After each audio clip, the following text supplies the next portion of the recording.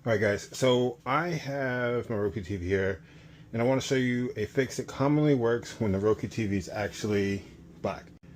Now you can see that I obviously am not having the issue right now. It's hard to get it to go black, so I can demo how to fix it. But I'm going to show you some steps that commonly work to fix a Roku screen that is black.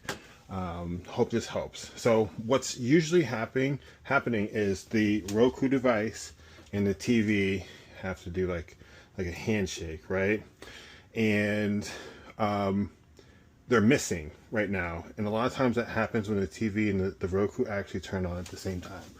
So to fix this, what we're going to do is actually unplug the Roku device and leave it unplugged for 60 seconds. Okay, we're also going to make sure that this Roku device is plugged into the wall directly. And then we're also going to take out the HDMI cable from the TV. So let me see if I can see back here.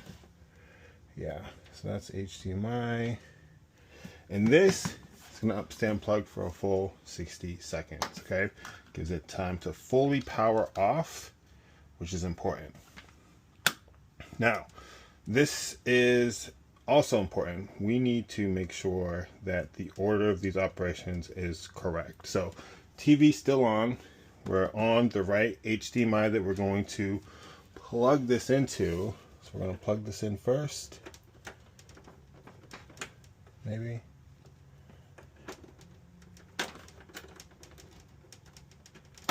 Why is this not going in?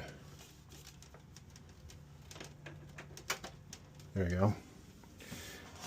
And then we'll connect the power.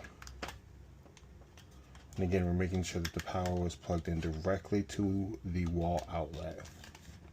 There you go. You see that's about to turn on. And mine did turn on.